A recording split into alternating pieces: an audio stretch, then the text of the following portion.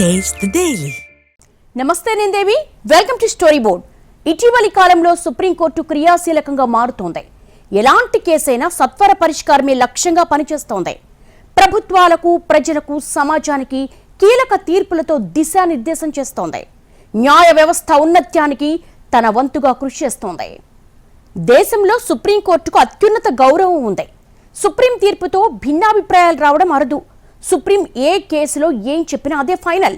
గతంలో సుప్రీంకోర్టులో కేసు త్వరగా తేలదు అన్న వాదన ఉండేది. కానీ ఇప్పుడు సుప్రీంకోర్టు విచారణలో వేగం పెరిగింది. కేవలం తీర్పులే కాదు, సమాజానికి అవసరమైన నిర్దిష్టమైన కామెంట్స్ కూడా చేస్తోంది. ప్రభుత్వాలు విఫలమైన సందర్భాల్లో కూడా దేశానికి దారి చూపించే చొరవ తీసుకుంటోంది. దేశంలో సర్వోన్నత న్యాయస్థానం ఇటీవలి కాలంలో క్రియాశీలంగా మారుతోంది. కీలక కేసులో కూడా నాంచకుండా ఏదో ఒకటి తేల్చేస్తోంది. కింది కోర్టులకు కూడా నిర్దిష్టమైన మార్గదర్శకాలు జారీ చేస్తోంది. హైకోర్టులకు కూడా ఎప్పుడూ లేని విధంగా తరచుగా గైడ్ లైన్స్ ఇస్తోంది. బెయిల్, అరెస్ట్, స్టే ఇలా ప్రతి సాంకేతిక అంశంపైన పూర్తి స్పష్టత ఇస్తోంది. పెండింగ్ కేసులు వేగంగా క్లియర్ చేయాలనే సంకేతాలిస్తోంది. న్యాయ సమీక్షకు ఎంతవరకు అవకాశం ఉందో చాలా వివరంగా చెప్తోంది. ఎలక్టోరల్ బాండ్లు, అదానీ హిండెన్బర్గ్ రిపోర్ట్ కేసు, స్వలింగ సంపర్కుల వివాహాలకు చట్టబద్దత వంటి కేసుల్లో సుప్రీం ఇచ్చిన తీర్పులు సంచలనం సృష్టించాయి. మొదటి నుంచి దేశ ప్రజలకు న్యాయపరంగా ఆశాకిరణంగా ఉన్న సుప్రీంకోర్టు ఇటీవలి కాలంలో మరింత క్రియాశీలంగా మారడం కింది కోర్టుల పనితీరుని కూడా మార్చిందనే అభిప్రాయాలున్నాయి. గురువారం 3 దశాబ్దాల ఎస్సీ వర్గీకరణ సమస్యకు సుప్రీంకోర్టు ఫుల్ స్టాప్ పెట్టింది. అసలు గతంలో సుప్రీంకోర్టు తీర్పిచ్చిన కేసును మళ్లీ తెరవడం అసాధారణం. కానీ ఎస్సీ వర్గీకరణ విషయంలో ఉన్న సంక్లిష్టతను గమనించిన సుప్రీంకోర్టు ఈ సమస్యను ఓ కొలిక్కి తేవాలనే ఉద్దేశంతో విచారణ జరిపి కీలక తీర్పు వెలువరించింది. తీర్పు సందర్భంగా జడ్జిలు వెలుబుచ్చిన అభిప్రాయాలు, కుల వ్యవస్థ పరిణామ క్రమం, రాజ్యాంగంలో ఎస్సీ, ఎస్టీ, ఓబీసీకి నిర్వచనాలు, రిజర్వేషన్ రూల్స్ ఇలా విస్తృతమైన అంశాలపై పూర్తి స్పష్టత ఇచ్చే ప్రయత్నం చేసింది. అంతకుముందు ఎల్జీబీటీ కమ్యూనిటీ వివాహాలకు చట్టబద్దత లేదని కీలక తీర్పిచ్చింది సుప్రీంకోర్టు. స్వలింగ సంపర్కం హక్కు అంటూనే ఎల్జీబీటీ వివాహాలకు మాత్రం చట్టబద్దత ఇవ్వాల్సింది పార్లమెంటేనని శాసన, న్యాయ వ్యవస్థల మధ్య ఉన్న లక్ష్మణ రేఖను మరోసారి గుర్తు చేసింది. ఇక ఎలక్టోరల్ బాండ్స్ విషయంలో సుప్రీంకోర్టు ఇచ్చిన తీర్పు రాజకీయంగా ప్రకంపనలు రేపింది. కేంద్రానికి చెంపపెట్టు లాంటి తీర్పు ఇవ్వడానికి వెనుకాడలేదు. అదే సమయంలో ఆర్టికల్ 370 రద్దు, నోట్ల రద్దు విషయంలో కేంద్రానికి మద్దతు పలికింది సుప్రీంకోర్టు. కేసేదైనా ప్రజా ప్రయోజనమే ముఖ్యమని నిరూపిస్తోంది. ఈ మధ్యకాలంలో మన దేశం ప్రధాన న్యాయస్థానమైన సుప్రీంకోర్టు ఆఫ్ ఇండియా ఇచ్చిన తీర్పుల వల్ల ప్రజలకి కోర్టు మీద, కోర్టు వ్యవస్థ మీద బోల్డ్ గౌరవం ఏర్పడింది. మనకున్న భయాలు చాలా వరకు తొలగిపోయాయి. ఈ మధ్యకాలంలో ఇచ్చిన 2-3 తీర్పులు చూడండి. NEET exam, all India basis exam, అది ఎక్కడో ఒక చోట పేపర్ లీక్ అయిందని లక్షలాది మంది విద్యార్థులు ఉంటున్న ఆ ఎగ్జామ్ క్యాన్సిల్ చేసి మన పరీక్ష మార్చమని, కొత్త పరీక్ష పెట్టమని, లేకపోతే టెస్టింగ్ అకాడమీని మార్చేయమని సవాల్ చేశారు. ఈ సమస్య యొక్క ప్రాధాన్యత గుర్తించి వెంటనే ఈ కేసును విని సుప్రీంకోర్టు వారి స్పష్టతతో నిన్న మొన్న ఒక తీర్పు ఇచ్చారు. కేవలం సెన్సేషనల్ కేసులే కాదు, రాజకీయంగా, శాంతి భద్రతల పరంగా సున్నితమైన మణిపూర్ అల్లర్ల లాంటి కేసుల్లోనూ సుప్రీంకోర్టు చాలా చొరవ తీసుకుంది. ప్రభుత్వాలకు వాటి బాధ్యత గుర్తు చేయడమే కాకుండా పౌర బాధ్యతలు, రాజకీయ పరిమితుల గురించి కూడా ప్రస్తావించింది. కేంద్ర రాష్ట్రాల మధ్య బ్లేమ్ గేమ్తో ఉపయోగం లేదని చెప్పడమే కాకుండా ఎవరెవరు ఎక్కడెక్కడ ఏవేం తప్పులు చేశారో సమగ్రంగా తలంటింది. చివరకు తన మార్గదర్శకత్వంలోనే ప్రత్యేక విచారణ కమిటీ వేసి నిజానిజాలు నిగ్గుతేల్చే ప్రయత్నం చేసింది. ప్రభుత్వాలు తమ పని తాము సరిగ్గా చేస్తే కోర్టు జోక్యం చేసుకోవాల్సిన అవసరం రాదని అక్షింతలు వేసింది. కేవలం కీలక కేసులే కాదు, చిన్న చిన్న సాంకేతిక పరమైన అంశాలపై కూడా సుప్రీంకోర్టు కింది కోర్టులకు పలు మార్గదర్శకాలు జారీ చేస్తోంది. ఎప్పుడు ఎవరిని ఎలా అరెస్ట్ చేయాలి, బెయిల్ ఎలాంటి సందర్భాల్లో ఇవ్వాలి, స్టే ఇవ్వడానికి ఎలాంటి షరతులుండాలి, ఈడీకి ఉన్న పరిమితులేంటి, ఇలా పలు అంశాలపై సుప్రీంకోర్టు తన అభిప్రాయాన్ని నిర్మోహమాటంగా వెల్లడించింది. న్యాయ సమీక్షకు ఎక్కడెక్కడ అవకాశం ఉంటుందో స్పష్టంగా తేల్చేస్తోంది. సుప్రీంకోర్టుకు ఉన్న అధికారాలను గుర్తు చేస్తూనే ప్రభుత్వాలు సమర్థ పనితీరు చూపించినంతకాలం తాము జోక్యం చేసుకోబోమని కూడా చెప్పేసింది. పార్టీ మారితే సభ్యత్వం రద్దయినట్టే. ఇటీవల ఓ కేసులో సుప్రీం ఇచ్చిన తీర్పుతో నేతలకు వణుకు పుట్టింది. అనర్హత పిటిషన్లు కూడా 3 నెలల్లో తేల్చాలని, విశేష అధికారాల పేరుతో నాంచితే న్యాయ సమీక్షకు అవకాశం ఉంటుందని స్పష్టం చేసింది. ఇలా రాజ్యాంగ విరుద్ధంగా ఎక్కడ ఎలాంటి నిర్ణయాలు తీసుకున్నా అలాంటి ప్రతి సందర్భంలో న్యాయ సమీక్ష ఖచ్చితంగా ఉంటుందని స్పష్టం చేసింది సుప్రీంకోర్టు.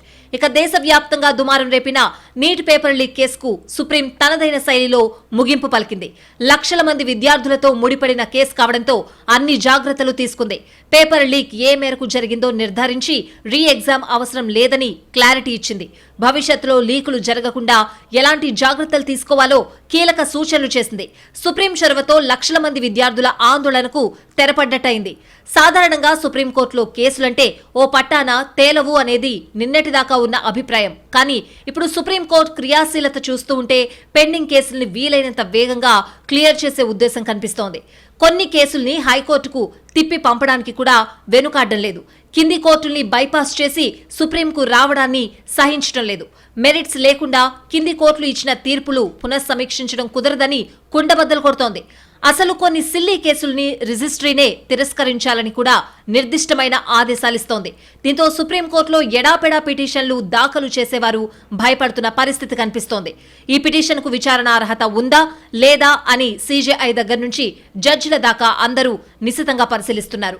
మొదట ఈ పరీక్ష పాస్ అయిన కేసుల్నే విచారిస్తున్నారు, లేకపోతే నిర్దాక్షిణ్యంగా తిరస్కరిస్తున్నారు. సుప్రీంకోర్టు టైం వేస్ట్ చేయొద్దని సీనియర్ లాయర్లకు కూడా క్లాసులు పీకుతున్నారు. ఇక కేసు విచారణల సందర్భంగా జడ్జిలు, లాయర్ల వ్యవహార శైలి, నడవడిక గురించి కూడా సుప్రీంకోర్టు శ్రద్ధ తీసుకుంటోంది. కోర్టులకు విచక్షణ అధికారాలు ఇచ్చిందని, న్యాయాన్ని నిలబెట్టాలనే కానీ అధికార దర్పం చూపించడానికి కాదని స్పష్టమైన సంకేతాలిస్తోంది. మొత్తం మీద పెరుగుతున్న సుప్రీంకోర్టు క్రియాశీలత న్యాయ వ్యవస్థను బలోపేతం చేస్తుందనే వాదన గట్టిగా వినిపిస్తోంది. న్యాయ వ్యవస్థను బలోపేతం చేయాలి, ఉన్న అధికారాలను సక్రమంగా వాడుకోవాలి, ఇతర వ్యవస్థలపై కర్రపెత్తనం చేయకుండా దిశానిర్దేశం చేయాలి, కోర్టులు సమాజానికి ఆదర్శంగా ఉండాలి. ఇలా నిర్దిష్టమైన లక్ష్యంతో సుప్రీంకోర్టు తీసుకుంటున్న నిర్ణయాలు, చేస్తున్న పనులు కింది కోర్టులకు కూడా సరికొత్త మార్గం చూపిస్తున్నాయి. న్యాయ వ్యవస్థలో కొన్ని సంప్రదాయాలున్నాయి. సంప్రదాయాలు పాటిస్తూనే ఆధునికతను అందిపుచ్చుకోవాలి. విచారణ సందర్భంగా సుప్రీంకోర్టు చాలా చొరవ తీసుకుంటోంది. కేవలం తీర్పులతో సరిపెట్టకుండా కీలకమైన కామెంట్లు, సూచనలతో మొత్తం న్యాయ వ్యవస్థకు సందేశమిస్తోంది. అంశమేదైనా న్యాయ వ్యవస్థ భిన్న కోణాల్లో ఆలోచించాలనే సూత్రాన్ని సుప్రీంకోర్టు స్వయంగా పాటిస్తూ కింది కోర్టులకు మార్గనిర్దేశం చేస్తోంది. ప్రతి కేసును సుప్రీంకోర్టు దాకా తీసుకురాకుండా ఎక్కడికక్కడ పరిష్కరించాలని కింది కోర్టులకు సూచనలు చేసింది. అదే సమయంలో హైకోర్టుల్ని బైపాస్ చేస్తే సహించేది లేదని కక్షిదారులకు కూడా తేల్చి చెప్తోంది. హైకోర్టులు ఇచ్చిన తీర్పులు మార్చి తీరాలనే సంకల్పంతో సుప్రీంకోర్టు ఉండదని, న్యాయపరంగా లోటుపాట్లు జరిగితేనే జోక్యం చేసుకుంటామని చాటి చెప్తోంది. ఇటీవల చాలా కేసుల్లో సుప్రీంకోర్టు హైకోర్టు అభిప్రాయాలతో ఏకీభవిస్తోంది. కొన్ని సందర్భాల్లోనే హైకోర్టు పొరపాటు పడిందనే అభిప్రాయం వ్యక్తం చేస్తోంది. కింది కోర్టులో కుదరకపోతే హైకోర్టుకు వెళ్దామనుకునే ధోరణికి ముగింపు పలికే ఉద్దేశం కనిపిస్తోంది. ఎక్కడైనా ఒకటే న్యాయం ఉంటుందని జనంలో నమ్మకం కలిగించే లక్ష్యంతో పనిచేస్తోంది సుప్రీంకోర్టు. హైకోర్టులు కూడా కింది కోర్టుల తీర్పుల్ని అదే పనిగా మార్చాలనే సంకల్పం తీసుకోవద్దని హితవు పలుకుతోంది. పనిలో పనిగా బార్కు, బెంచ్కు సమన్వయం పెరగాలని లాయర్లకు కూడా దిశానిర్దేశం చేస్తోంది. అంతిమంగా రాజ్యాంగబద్ధంగా ప్రజా ప్రయోజనాలే పరమావధిగా విచారణలు ఉండాలని ప్రమాణాలు నిర్దేశిస్తోంది. న్యాయ వ్యవస్థలో అసలేం జరుగుతుందో సామాన్యులకు అవగాహన కలిగేలా చూసుకోవాల్సిన బాధ్యత కోర్టులపైనే ఉందని కూడా అభిప్రాయపడింది. ఇంకా ఎంతో కాలం సామాన్యులకు దూరంగా ఉండి పనిచేయడం కుదరదని చెప్తోంది. కేసు విచారణల సందర్భంగా కూడా అవసరమైనంత మేరకు పౌర భాగస్వామ్యం పెంచాలని సూచిస్తోంది. Dynamics of human brain into the law, making further laws జీవన శైలి మీద పూర్తి ఎత్తున ఒక ఇంపాక్ట్, ఇన్ఫ్లుయెన్స్ చూపే విధంగా కూడా జడ్జిమెంట్లు ఉంటా ఉన్నాయి. పిల్లి ఎలా వేయాలి, ఎందుకు వేయాలో కూడా సీనియర్ లాయర్లకు క్లాస్ తీసుకోవడానికి సుప్రీంకోర్టు వెనుకాడలేదు. సీరియస్ కేసుల్లో సిల్లీ రీజన్స్ చెప్పొద్దని కూడా అక్షింతలు వేస్తున్న సందర్భాలు పెరుగుతున్నాయి. మొత్తం మీద సుప్రీంకోర్టు వ్యవహార శైలి మారిందనే అభిప్రాయాలొస్తున్నాయి. న్యాయమూర్తులు కూడా ఎవరికి వారే లక్ష్యాలు నిర్దేశించుకుని పనిచేయాలని సీజేఐ చంద్రచూడ్ చెప్పడం కూడా ఫలితాలు ఇస్తోందనే వాదన వినిపిస్తోంది. ప్రపంచీకరణ పోకడలకు భారతీయతను జోడించి తీర్పులు ఇవ్వాలని సుప్రీంకోర్టు విలక్షణంగా దిశానిర్దేశం చేస్తోంది. ఆధునికతను అందిపుచ్చుకుంటూనే మనవైన సంప్రదాయాలను గౌరవించాలని సూచిస్తోంది. హైకోర్టులు కూడా ఆయా రాష్ట్రాల సెంటిమెంట్లు, స్థానిక సంప్రదాయాలను దృష్టిలో పెట్టుకోవాలని సూచిస్తోంది. దేశ అత్యున్నత న్యాయస్థానం సుప్రీంకోర్టు గత ఏడాది కీలక తీర్పులు వెలువరించింది. జమ్మూ కాశ్మీర్కు ప్రత్యేక ప్రతిపత్తి కల్పించే ఆర్టికల్ 370 రద్దుపై 2023 డిసెంబర్ 11న కీలక తీర్పిచ్చింది సుప్రీంకోర్టు. ఆర్టికల్ 370 రద్దు చట్టబద్దమేనని తేల్చింది. ఇది తాత్కాలిక నిబంధన మాత్రమేనని, శాశ్వతం కాదని స్పష్టం చేసింది. ఈ విషయంలో కేంద్ర ప్రభుత్వ వాదనలతో పూర్తి స్థాయిలో ఏకీభవించింది సీజేఐ జస్టిస్ డివై చంద్రచూడ్ నేతృత్వంలోని రాజ్యాంగ ధర్మాసనం. కేంద్రంలో బీజేపీ ప్రభుత్వం ఏర్పాటైన తరువాత ఆర్థిక శాఖలో చేపట్టిన అతిపెద్ద సంస్కరణ డిమానిటైజేషన్. 500-1000 రూపాయల కరెన్సీ నోట్లను రద్దు చేస్తూ 2016 నవంబర్ 8న సంచలన ప్రకటన చేశారు ప్రధాని మోడీ. ఈ నిర్ణయాన్ని సవాల్ చేస్తూ దాఖలైన పిటిషన్లపై 7 ఏళ్ల తరువాత 2023లో తీర్పు వెలువరించింది సుప్రీంకోర్టు. పెద్ద నోట్ల రద్దును సమర్థించింది. ఈ మేరకు 4-1 తేడాతో మెజార్టీ తీర్పిచ్చింది రాజ్యాంగ ధర్మాసనం. ఎన్నికల కమిషనర్ల నియామకం విషయంలో కీలక నిర్ణయం తీసుకుంది సుప్రీంకోర్టు రాజ్యాంగ ధర్మాసనం. ప్రధానమంత్రి, లోక్సభలో ప్రతిపక్ష నేత, సుప్రీంకోర్టు ప్రధాన న్యాయమూర్తితో కూడిన కమిటీ ప్రధాన ఎన్నికల కమిషనర్, ఎన్నికల కమిషనర్లను ఎంపిక చేస్తుందని స్పష్టం చేసింది. 2023 మార్చిలో సుప్రీంకోర్టు ఈ మేరకు తీర్పు వెలువరించగా ఎన్నికల కమిషనర్ల అపాయింట్మెంట్స్ కు సంబంధించిన సవరణ బిల్లును శీతాకాల సమావేశాల్లో పార్లమెంట్ ముందుకు తెచ్చింది కేంద్ర ప్రభుత్వం. ప్రధానమంత్రి, కేబినెట్ మంత్రి, విపక్ష నేతతో కూడిన ప్యానెల్ సీఈసీ, ఈసీలను ఎంపిక చేసేలా 1991 నాటి చట్టానికి కీలక సవరణలు చేసింది. దేశవ్యాప్తంగా సంచలనంగా మారిన అదానీ, హిండెన్బర్గ్ కేసులో తీర్పును రిజర్వ్ చేసింది సుప్రీంకోర్టు. ఈ సందర్భంగా కీలక వ్యాఖ్యలు చేసింది. ఒక రిపోర్టు ఆధారంగా ఓ పెద్ద సంస్థపై చర్యలు చేపట్టాలనడం సరికాదని వ్యాఖ్యానించింది.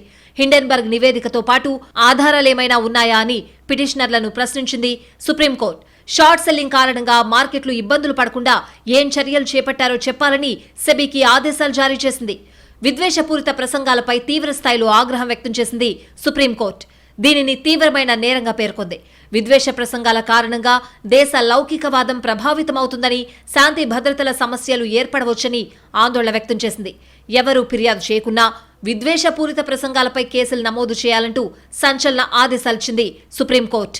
వివాహ వ్యవస్థ, విడాకుల మంజూరుకు సంబంధించి ఈ ఏడాది కీలక ఆదేశాలిచ్చింది సుప్రీంకోర్టు. పరస్పర అంగీకారం ఉన్న డివోర్స్ కేసుల్లో 6 నెలల కంపల్సరీ గడువు అవసరం లేదని పేర్కొంది. ఇరుపక్షాలు ఆసక్తి చూపితే 6 నెలల సమయం వద్దని, విడాకులు వెంటనే జారీ చేయాలని సూచించింది సుప్రీంకోర్టు. విడాకుల మంజూరుకు ఫాస్ట్ ట్రాక్ కోర్టులు ఏర్పాటు చేయాలని ప్రభుత్వానికి ఆదేశాలిచ్చింది. స్వలింగ సంపర్కుల వివాహానికి చట్టబద్ధత కోరుతూ దాఖలైన పిటిషన్లపై 2023 అక్టోబర్లో కీలక తీర్పు వెలువరించింది సుప్రీంకోర్టు. LGBTQ+ కమ్యూనిటీ పెళ్లిళ్లకు చట్టబద్ధత కల్పించేందుకు నిరాకరించింది. 21 పిటిషన్లను విచారించిన సీజేఐ జస్టిస్ డివై చంద్రచూడ్ నేతృత్వంలోని 5 సభ్యుల ధర్మాసనం 3-2 తేడాతో తీర్పిచ్చింది. స్వలింగ వివాహం చట్టం చేసే హక్కు కేవలం పార్లమెంటుకే ఉందని స్పష్టం చేసింది. జల్లికట్టు, కంబల వంటి సంప్రదాయ క్రీడలను అడ్డుకోలేమని స్పష్టం చేసింది సుప్రీంకోర్టు. 2023 మేలో ఈ మేరకు కీలక తీర్పు వెలువరించింది. తమిళనాడులో జల్లికట్టు, కర్ణాటకలో కంబల, మహారాష్ట్రలో ఎద్దుల బండి పోటీలను అనుమతిస్తూ ఆయా రాష్ట్ర ప్రభుత్వాలు చేసిన చట్టాలను సవాల్ చేస్తూ సుప్రీంకోర్టులో పలు పిటిషన్లు దాఖలయ్యాయి. వీటిని విచారించింది సర్వోన్నత న్యాయస్థానం. సాంప్రదాయ క్రీడలు మన సంస్కృతిలో భాగమని, వాటికి ఆటంకం కలిగించలేమని తేల్చి చెప్పింది. శాసన, కార్యనిర్వాహక, న్యాయ వ్యవస్థలు వేటికవే స్వతంత్రంగా ఉంటూ దేని పరిధిలో అది పనిచేస్తూనే సమన్వయం కలిగి ఉండాలి. ఇవన్నీ రాజ్యాంగ పరిధిలోనే పనిచేయాలి. శాసన, కార్యనిర్వాహక వ్యవస్థలు కొంత కలివిడిగా పరస్పర ప్రభావంతో పనిచేసినా న్యాయ వ్యవస్థ మాత్రం నిత్యం జాగ్రత్తతో వాటికి అతీతంగా, నిష్పాక్షికంగా, స్వతంత్రంగా పనిచేస్తేనే అటు రాజ్యాంగానికి, ఇటు ప్రజాస్వామ్యానికి రక్షణ ఉంటుంది. ఇలాంటి తరుణంలో న్యాయ వ్యవస్థ నిష్పాక్షికత దేశానికి కీలకంగా మారింది. ఇప్పుడు ఆ నిష్పాక్షికతకు క్రియాశీలత కూడా తోడు కావడంతో సుప్రీంకోర్టులో ఏ అంశంపై అయినా వాదనలు వినిపించేటప్పుడు అటు ప్రభుత్వాలు, ఇటు వ్యక్తులు కూడా జాగ్రత్తలు తీసుకుంటున్న పరిస్థితి కనిపిస్తోంది. స్వాతంత్రం వచ్చిన దగ్గర నుంచి దేశంలో ప్రజాస్వామ్య విలువలు కాపాడటంలో, రాజ్యాంగ పరిరక్షణలో సుప్రీంకోర్టు కీలక పాత్ర పోషించింది. కొన్ని కేసుల్లో తీర్పులు కొత్త చట్టాల కారణమయ్యాయి. మరికొన్ని కేసులు ఏకంగా పౌరులకు సరికొత్త అస్త్రాలు అందించే మార్గాలయ్యాయి. ప్రభుత్వాలు విఫలమైన ప్రతిసారి దేశానికి సుప్రీంకోర్టే దారి దీపమై నిలిచింది అనడంలో ఎలాంటి సందేహం లేదు. పౌర హక్కులు ప్రమాదంలో పడినప్పుడు, సమాఖ్య స్ఫూర్తికి భంగం కలిగినప్పుడు, రాజ్యాంగ ఔన్నత్యానికి అవరోధం ఏర్పడినప్పుడు, అర్హులైన వారికి సామాజిక న్యాయం అందనప్పుడు న్యాయ వ్యవస్థ అనివార్యంగా జోక్యం చేసుకుంటుంది. ప్రజా పాలనలో ప్రధానమైన శాసన, కార్యనిర్వాహక వ్యవస్థల రాజ్యాంగ అతిక్రమణలను, అలసత్వాన్ని నిరోధిస్తుంది. జవాబుదారీతనాన్ని పెంచుతుంది. రాజ్యాంగ పరిమితుల్లో పరిధులు విస్తరించుకుని చురుగ్గా వ్యవహరించి పదునైన న్యాయాన్ని పంచుతుంది. దేశ పరిపాలన రాజ్యాంగబద్ధంగా కొనసాగాలంటే శాసన, కార్యనిర్వాహక, న్యాయ వ్యవస్థలు తమ విధులను సమర్థంగా నిర్వహించాలి. వాటిలో ఎలాంటి లోపాలేర్పడినా న్యాయ వ్యవస్థ క్రియాశీలకమవుతుంది, పరిపాలనను సరిచేస్తుంది. సాధారణంగా న్యాయ వ్యవస్థ క్రియాశీలతను శాసన, కార్యనిర్వాహక వ్యవస్థల అధికార పరిధిలో జోక్యం చేసుకోవడంగా పరిగణిస్తూ ఉంటారు. వాస్తవానికి న్యాయ వ్యవస్థ సాధారణ విధుల కంటే క్రియాశీలత భిన్నమైంది కాదు. ప్రతి న్యాయమూర్తి పురోగమన దృక్పథంతో విధులను నిర్వహించడాన్ని క్రియాశీలతగా చెప్పవచ్చని జస్టిస్ కృష్ణయ్యర్ పేర్కొన్నారు. ఆ ప్రకారం చూస్తే న్యాయ వ్యవస్థ క్రియాశీలత అనేది దృఢమైన చర్యలతో నిర్మాణాత్మకంగా మౌలిక చట్టాన్ని రూపొందించడమే అని అర్థం చేసుకోవచ్చు. కోర్టు స్ట్రాంగ్ కాబట్టి కోర్టు జడ్జెస్కి పర్మనెంట్ టెన్యూర్ ఉంటుంది, వాళ్ళ కాన్స్టిట్యూషనల్ ఎక్స్పీరియన్స్ ఉంటుంది. హైయెస్ట్ కోర్ట్ అంటే అంతా it is the top most organising like legislature, executive, judiciary, అంతా డెమోక్రసీ ఫంక్షన్స్ త్రూ 3 pillars.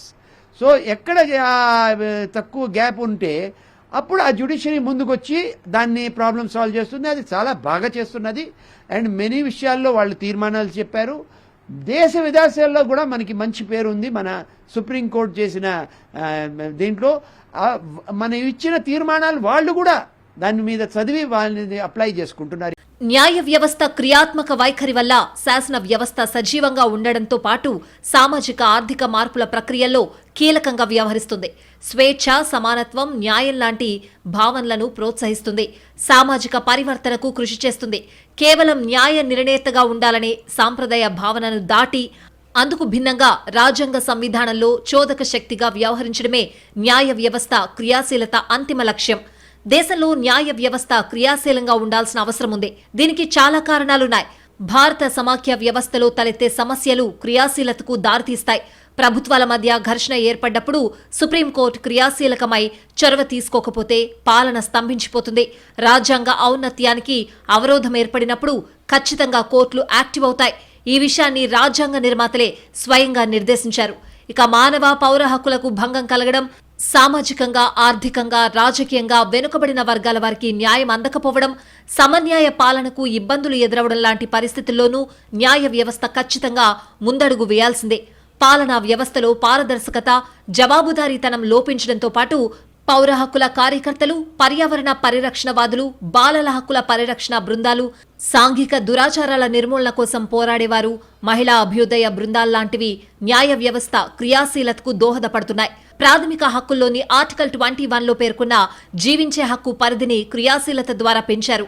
దానిలో అంతర్భాగంగానే ఆర్టికల్ 21(3) ద్వారా 14 సంవత్సరాల లోపు బాల బాలికలకు ఉచిత నిర్బంధ ప్రాథమిక విద్యా హక్కును నిర్దేశించారు. నిజానికి క్రియాశీలక న్యాయ వ్యవస్థ తక్కిన వ్యవస్థల్ని దారిలో పెడుతుంది. ప్రాథమిక హక్కులపై విధించే ఆంక్షలను న్యాయ వ్యవస్థ నివారిస్తుంది. శాసన, కార్యనిర్వాహక వ్యవస్థల వైఫల్యాలను ప్రశ్నిస్తుంది. ప్రాథమిక హక్కులకు విస్తృతమైన వివరణను ఇస్తుంది. పరిపాలనలో పారదర్శకతను, జవాబుదారీతనాన్ని ప్రోత్సహిస్తుంది. కేవలం వ్యక్తులకే పరిమితం కాకుండా సమూహాలకు న్యాయం అందుతుంది. ఎన్నికల ప్రక్రియను మరింత స్వేచ్ఛగా, స్వతంత్రంగా మార్చడానికి తోడ్పడుతుంది. ఎన్నికల్లో పోటీ చేసే అభ్యర్థులు కోర్టు ఆదేశాన్ని అనుసరించి తమ ఆస్తులు, ఆదాయం, విద్యార్హతలు, నేర చరిత్ర లాంటి అంశాలతో కూడిన అఫిడవిట్ను సమర్పిస్తున్నారు. దీని ద్వారా ఉత్తమ ప్రతినిధిని ఎన్నుకోవడానికి ప్రజలకు అవకాశం లభిస్తోంది. కొన్ని కీలక కేసుల విచారణ సందర్భంగా సుప్రీం చూపిన చొరవ దేశానికే మార్గదర్శనం చేసింది. రాజ్యాంగ నిర్మాతల అంతార్థాల్ని కూడా సుప్రీంకోర్టు అర్థం చేసుకుని సామాన్యులకు హక్కులు కల్పించిన కేసులున్నాయి. Bennett Coleman versus union of India కేసులో ప్రభుత్వ కార్యకలాపాలకు సంబంధించిన సమాచారాన్ని తెలుసుకునే సమాచార స్వేచ్ఛా హక్కు అనేది ఆర్టికల్ 19(1)(a)లో అంతర్భాగమని సుప్రీంకోర్టు తీర్పునిచ్చింది. నందిని శతపథి వర్సెస్ పిఎల్ కేసులో ఒక వ్యక్తిని శారీరకంగా, మానసికంగా హింసించి లేదా ఒత్తిడికి గురిచేసి సమాచారాన్ని రాబడితే అది బలవంతపు సాక్ష్యమవుతుందని, ఈ విధానం ఆర్టికల్ 23కి వ్యతిరేకమని సర్వోన్నత న్యాయస్థానం పేర్కొంది. Abdul Karim versus state of Karnataka కేసులో ఒక వ్యక్తి నుంచి సమాచారం రాబట్టడం కోసం అతడి ఆరోగ్యం దెబ్బతినే విధంగా నార్కో అనాలిసిస్ పరీక్షను వినియోగించకూడదని నిర్దేశించింది. Khwaja Ahmad Abbas versus union of India కేసులో సినిమాలు భావోద్రేకాలను రెచ్చగొట్టే అవకాశం ఉండడం వల్ల వాటిపై ముందస్తుగానే సెన్సార్షిప్ విధించడం భావ వ్యక్తీకరణ స్వేచ్ఛకు వ్యతిరేకం కాదని తేల్చేసింది. Lata Singh versus state of Uttar Pradesh కేసులో ఒక మహిళ తనకు నచ్చిన పురుషుణ్ణి భర్తగా ఎంచుకోవడం ఆర్టికల్ 21లో పేర్కొన్న జీవించే హక్కులో అంతర్భాగం అనే తీర్పు వెలువడింది.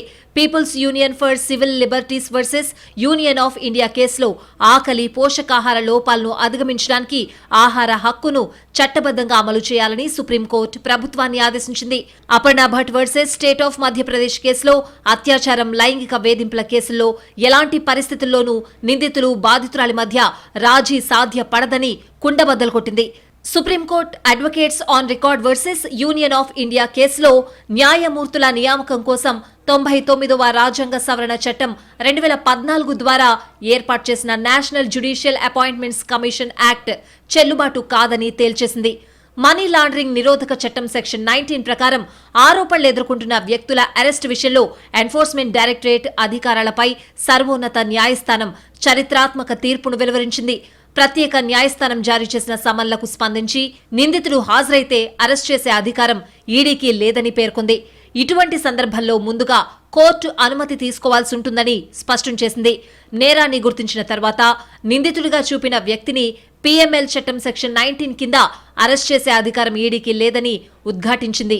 సివిల్, క్రిమినల్ కేసుల్లో ట్రయల్ కోర్టులు, హైకోర్టులు జారీ చేసే స్టే ఉత్తర్వులు 6 నెలల తరువాత వాటంతటా అవే రద్దు కావని సుప్రీంకోర్టు రాజ్యాంగ ధర్మాసనం కీలక తీర్పిచ్చింది. ఈ అంశంపై గతంలో సర్వోన్నత న్యాయస్థానం ఇచ్చిన తీర్పును తోసిపుచ్చింది. 2018లో Asian resurfacing of road agency private limited versus CBI కేసులో 3 సభ్యుల సుప్రీంకోర్టు ధర్మాసనం నిర్దిష్ట గడువు ప్రస్తావించకుండా ఉంటే 6 నెలల తర్వాత కోర్టులు జారీ చేసిన స్టే ఉత్తర్వులు వాటంతటా అవే రద్దయిపోతాయని తీర్పును వెలువరించింది. తర్వాత ఈ తీర్పు సర్వోన్నత న్యాయస్థానం జారీ చేసే స్టే ఉత్తర్వులకు వర్తించదని సుప్రీంకోర్టు వివరణ ఇచ్చింది. మొత్తం మీద ఇటీవలి కాలంలో పెరుగుతున్న సుప్రీంకోర్టు క్రియాశీలత న్యాయ వ్యవస్థలో సమస్యల పరిష్కారానికి ఉపయోగపడుతుందనే వాదన వినిపిస్తోంది. సుప్రీంకోర్టు మార్గదర్శకాలతో కింది కోర్టుల పనితీరు కూడా మారిన పరిస్థితి కనిపిస్తోంది. అయితే తనపై నమ్మకం పెట్టుకున్న ప్రతి సందర్భంలోనూ సుప్రీంకోర్టు తన బాధ్యతను సక్రమంగా నెరవేర్చింది. క్లిష్ట సమయాల్లోనూ దేశ ప్రజల్ని నిరాశపరచకుండా సమర్థ పనితీరు చూపింది. ఇప్పుడు కూడా తనంతట తానుగా న్యాయ వ్యవస్థ క్రియాశీలతకు చొరవ తీసుకోవడం హర్షణీయమనే చెప్పాలి.